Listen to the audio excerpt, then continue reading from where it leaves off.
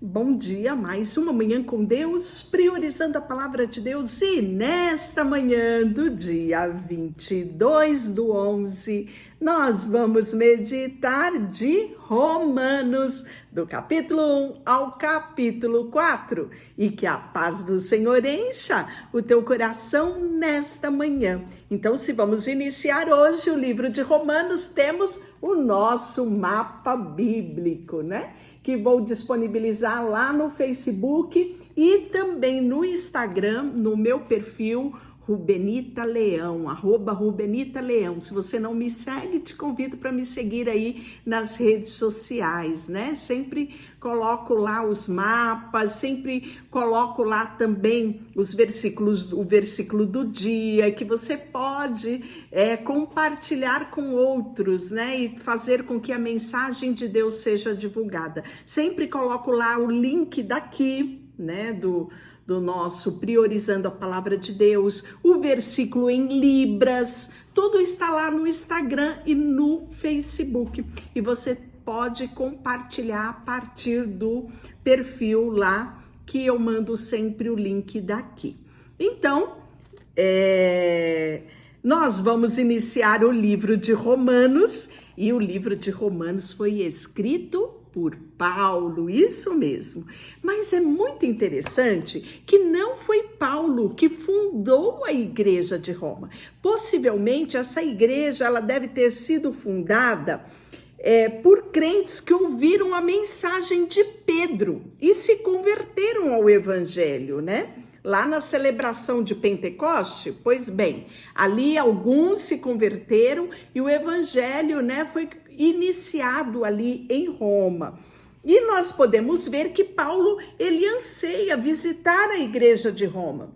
E possivelmente vai ser na sua terceira viagem missionária que ele vai dizer deste anseio e vai escrever esta carta aqui aos nossos irmãos romanos. Nós vimos, através do livro de Atos, que Paulo vai para Roma, já no finalzinho do seu ministério, e é lá que ele finda os seus dias, né? Porque ele apela para César. Então, ele vai ser julgado em Roma, ele fica numa prisão domiciliar, aguardando o devido processo legal, ele vai ser ouvido por diversas vezes, né, por muitos, e ele vai ter ali a chance de propagar o evangelho. E como ele estava em sua residência, numa prisão domiciliar, ainda com escolta romana, tinha guardas fazendo ali, né, a guarda da casa de Paulo. Então Paulo viveu nesse tempo de uma forma muito confortável, porque ele recebia as pessoas, os seus irmãos, quem gostaria de conversar com Paulo, estar com Paulo, tomar um cafezinho com Paulo, podia, tinha livre acesso à casa de Paulo, mesmo ele sendo um prisioneiro de Roma. Tudo isso diante dos privilégios de um cidadão romano que ele era, né?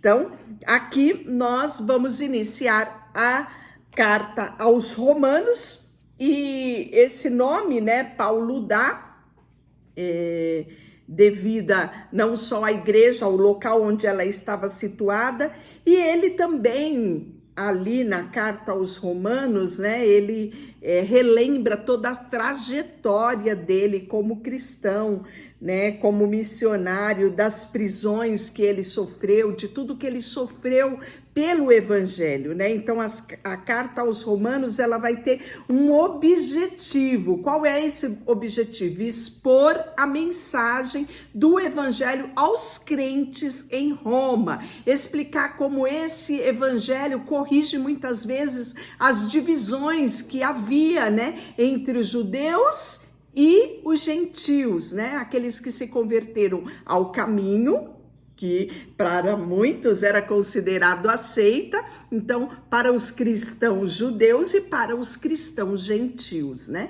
Que a obra da cruz reuniu todo o povo e não há mais distinção de judeu, gentil, grego, romano, né? Então Paulo expressa isso na sua carta. Então o livro aos Romanos, ele é um livro que ele contém 16 capítulos, né? Então, nós vamos estar por esses dias passeando aqui pelo livro de Romanos. É uma carta riquíssima, né? Que nós vamos aprender muito nessa trajetória. E ele começa com uma básica saudação. Paulo, servo do Senhor Jesus Cristo, chamado para ser apóstolo, separado para o evangelho de Deus, o qual foi por Deus outrora prometido por intermédio dos seus profetas nas Sagradas Escrituras, com respeito ao seu filho, o qual, segundo a carne, veio da descendência de Davi, e foi designado Filho de Deus com poder, segundo o Espírito de Santidade, pela ressurreição dos mortos, a saber, Jesus Cristo, nosso Senhor. E de cujo número sois também vós chamados para serdes de Jesus Cristo. A todos amados de Deus, que estejais em Roma, chamados para ser de santos, graça a vós outro e paz da parte do nosso Deus, nosso Pai e Senhor Jesus Cristo. E aí, ele vai primeiro aqui, né, expressar o seu amor e quão desejoso ele estava de ir ter com esses irmãos. Primeiramente, dou graça ao meu Deus, mediante a Jesus Cristo, no tocante a todos vós, porque em todo o mundo é proclamada a vossa fé. Porque Deus, a quem sirvo, em meu espírito, no evangelho do seu filho, é minha testemunha de como incessantemente faço menção a vós. Em todas as minhas orações, suplicando que em algum tempo, pela vontade de Deus, se me ofereça a boa ocasião de visitar-vos. Porque muito desejo ver vocês, a fim de repartir convosco algum dom espiritual, para que sejais confirmados. Nisso é para que a vossa companhia reciprocamente nos confortemos por intermédio da fé mútua, vossa e minha. Porque não quero, irmãos, que ignoreis que muitas vezes me propus ir ter convosco, no que tenho sido até agora impedido, para conseguir igualmente entre vós algum fruto, como também entre outros gentios. Pois sou devedor tanto a gregos quanto a bárbaros, tanto a sábios como ignorantes. Por isso, quanto está em mim, estou pronto para anunciar o evangelho também a vós outros em Roma. E aí ele vai falar do assunto dessa epístola, que é a justificação pela fé em Deus. Pois não me envergonho do evangelho, porque é poder de Deus para a salvação de todo aquele que crê. Primeiro aos judeus, também ao grego. Visto que a justiça de Deus se revela no evangelho da fé em fé, que está escrito: o justo viverá da fé. Lembra que nós lemos a respeito disso em Abacuque? Abacuque declara isso, que o justo viverá da fé. Está em Abacuques 2:4. A ira de Deus se revela do céu contra toda impiedade e perversão dos homens que detêm a verdade pela injustiça. Porquanto o que de Deus se pode conhecer é manifesto entre vós, porque Deus lhes manifestou. Porque os atributos invisíveis de Deus, assim o seu eterno poder, como também a sua própria divindade, claramente se reconhece desde o princípio do mundo, sendo recebido por meio das coisas que foram criadas. Tais homens são, por isso, indesculpáveis.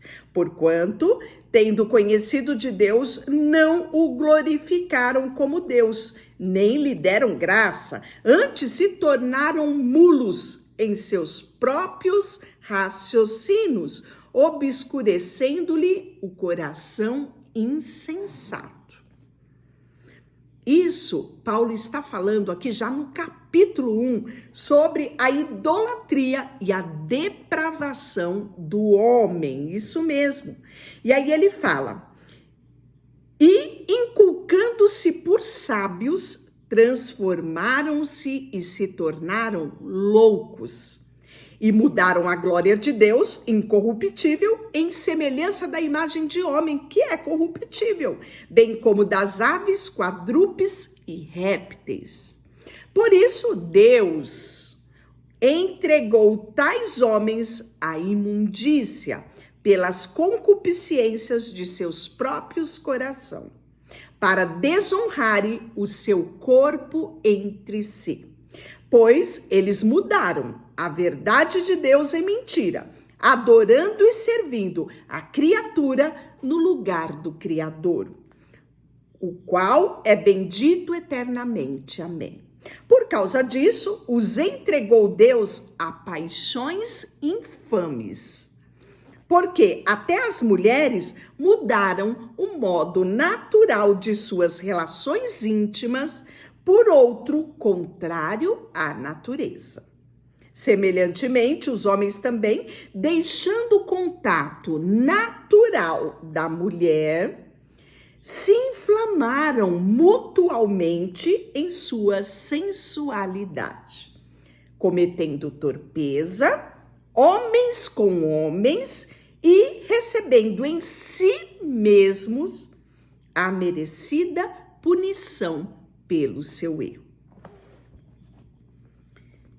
E por haverem desprezado o conhecimento de Deus, o próprio Deus os entregou uma disposição mental reprovável para praticarem coisas inconvenientes, cheios de toda injustiça, malícia, avareza, maldade, possuídos de inveja, homicídio, contenda, dolo e malignidade, sendo difamadores, caluniadores, aborrecidos de Deus, insolentes, soberbos, presunçosos, inventores de males, desobedientes aos pais, insensatos, pérfidos, sem afeição natural e sem misericórdia. Ora, conhecendo eles a sentença de Deus de que são passíveis de morte, o que tais coisas praticam, não somente as fazem, mas também aprovam os que assim procedem. Capítulo 2, os gentios e os judeus igualmente são culpados. Portanto, é indesculpável o homem quando julgas quem quer que seja, porque no que julga a outro, a ti mesmo te condenas, pois praticas as próprias coisas que condenas.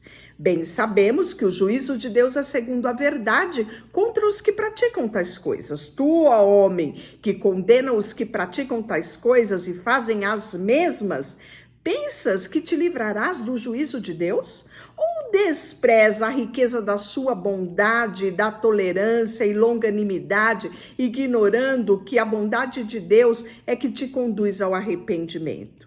Mas, segundo a tua dureza e coração impertinente, acumulas contra ti mesmo ira para o dia da ira e da revelação do justo juízo de Deus, que retribuirá a cada um segundo o seu procedimento.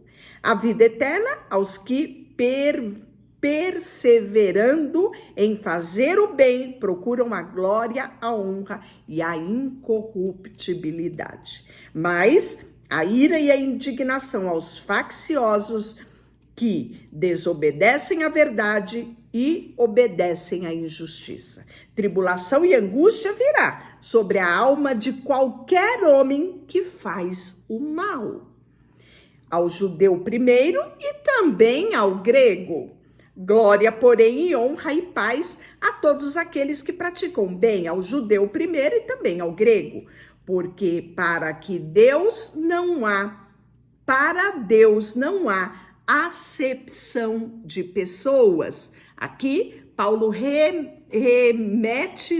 aquilo que foi escrito em Deuteronômio, capítulo 10, versículo 17. Assim, pois, todos que pecaram sem lei, também sem lei perecerão. E todos os que com lei pecaram, mediante a lei serão julgados, porque os simples ouvintes da lei não são justos diante de Deus, mas os que praticam a lei hão de ser justificados. Quanto, pois, aos gentios que não têm lei, procedem por natureza de conformidade com a lei. Não tendo lei, servem eles a lei para si mesmo. Estes mostram a norma da lei gravada no seu coração, testemunhando também a consciência dos seus pensamentos, mutuamente considerando-se ou defendendo-se.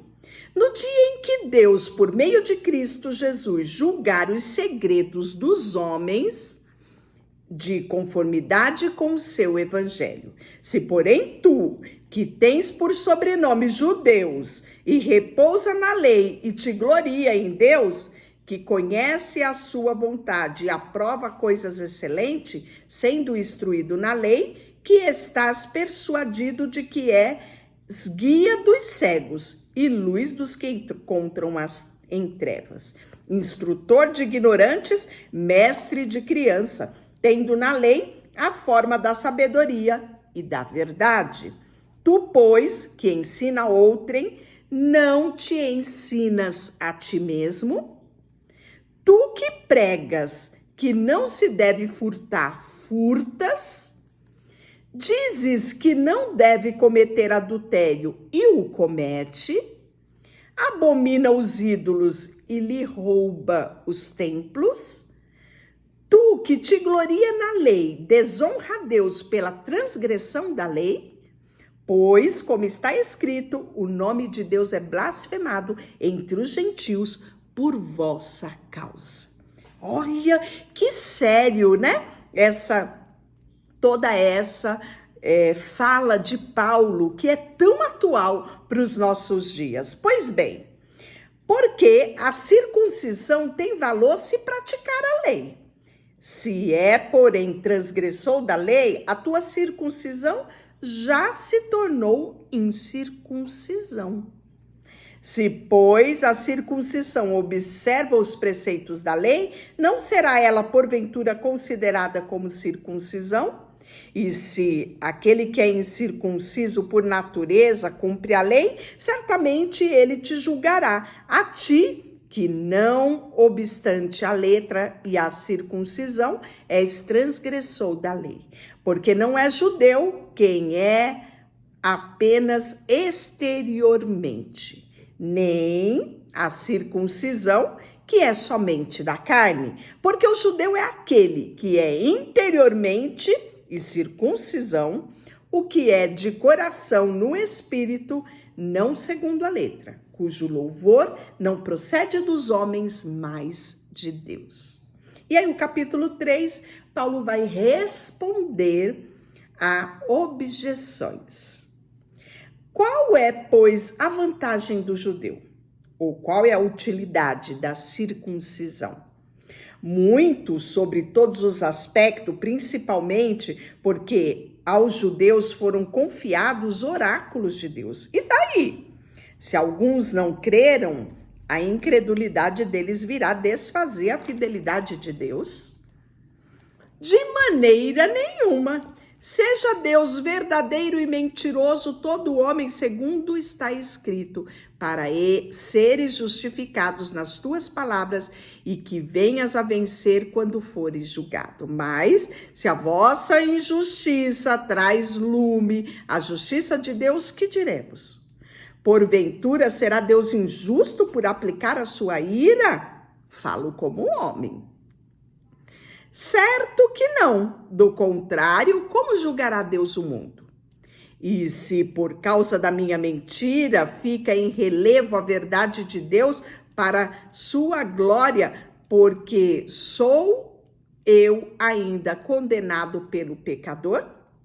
E por que não dizemos, como alguns caluniosamente afirmam o que fazemos, pratiquemos males para que venha bens? A condenação destes é justa. E aí todos os homens estão numa condição: pecadores. Você percebeu pela fala de Paulo que muitos judeus, por ser circuncidado, já se achavam salvos. E Paulo vem duramente rebater, né? Quem se conclui? O que se conclui? Temos nós qualquer vantagem como judeu? Não, de forma nenhuma, pois já temos demonstrado que todos, tanto judeus como grego, estão debaixo do pecado. Como está escrito, não há justo, nenhum sequer. Não há quem entenda, não há quem busque a Deus, todos se extraviaram. A uma se fizeram inúteis, não há quem faça o bem, não há nem um sequer. A garganta dele é sepulcro aberto, com língua, urdem, engano, veneno de víbora está nos seus lábios. A boca deles tem cheia de maldição e de amargura. São os seus pés velozes para derramar sangue. Nos seus caminhos há destruição e miséria. Desconhece o caminho da paz. Não há temor de Deus diante dos seus olhos. Ora, sabemos que tudo que a lei diz aos que vivem na lei, diz para que cale toda a boca e todo mundo seja culpável diante de Deus, visto que ninguém será justificado diante dele por obras da lei, em razão do que pela lei vem o pleno conhecimento do pecado.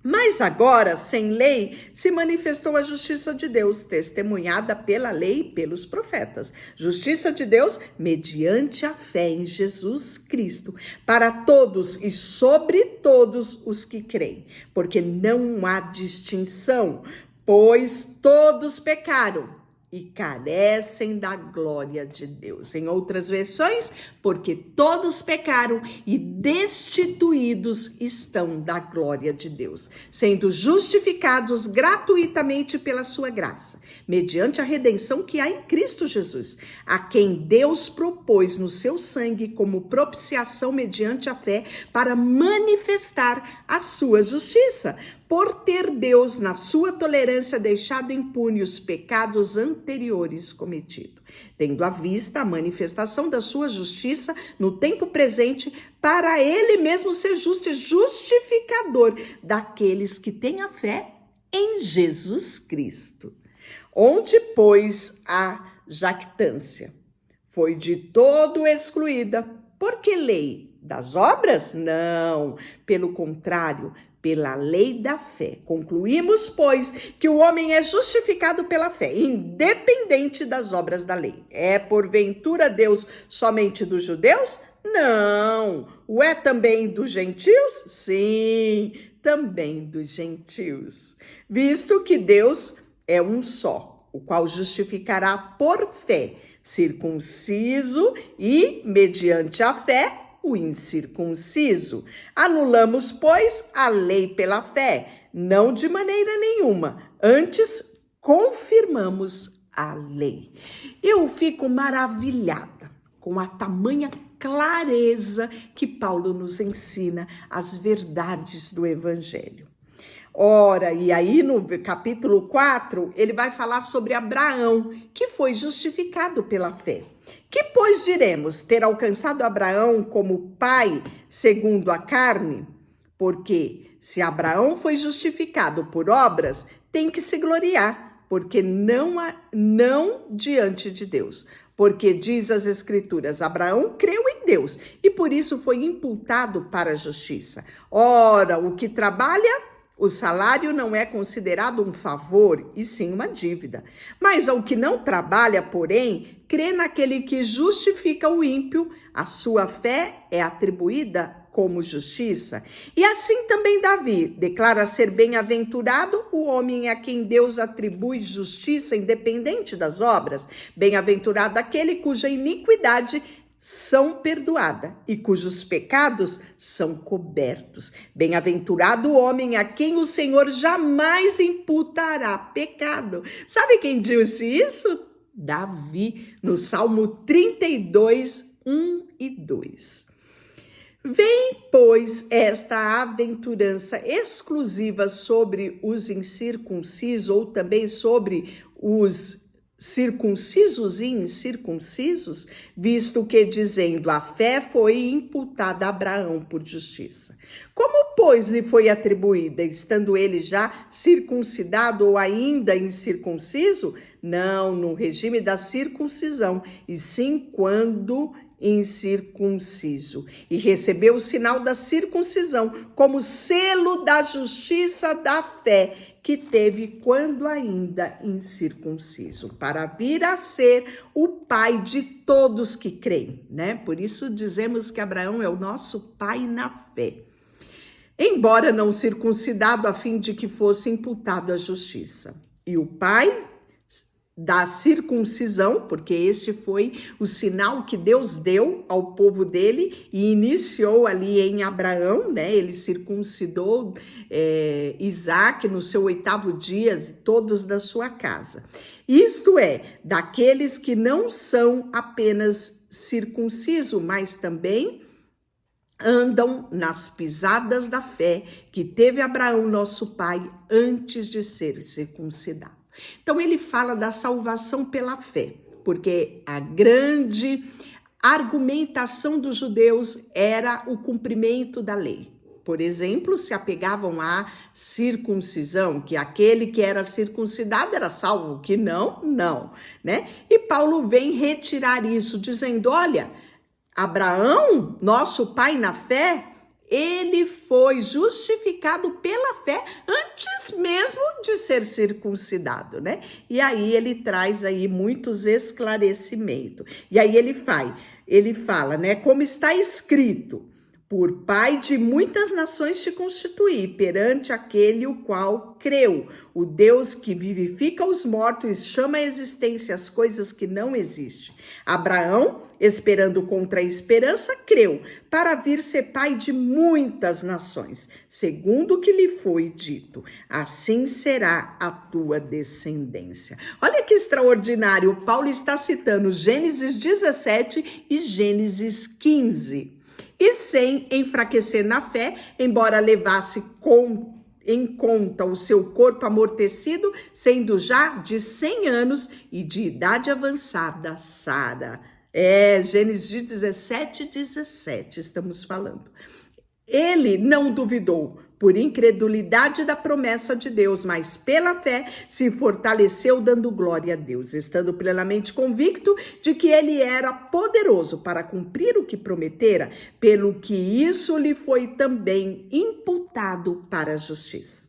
E não somente por causa dele está escrito que lhe foi levado em conta, mas também por nossa causa, porque nós igualmente nos será imputado a saber a nós que cremos naquele que ressuscitou dentre os mortos, Jesus nosso Senhor, no qual foi entregue por causa das nossas transgressões e ressuscitou por causa da nossa justificação. Deixará para você, Senhor, nesta manhã, colocamos diante de Ti o nosso coração, a nossa vida, entregamos a Ti, Senhor, tudo que temos e tudo que somos, e hoje declaramos que Tu és o nosso Senhor, o nosso Salvador, e que pela fé em Ti somos justificados. Muito obrigada pelo privilégio de, através do sacrifício de Jesus, termos a oportunidade de sermos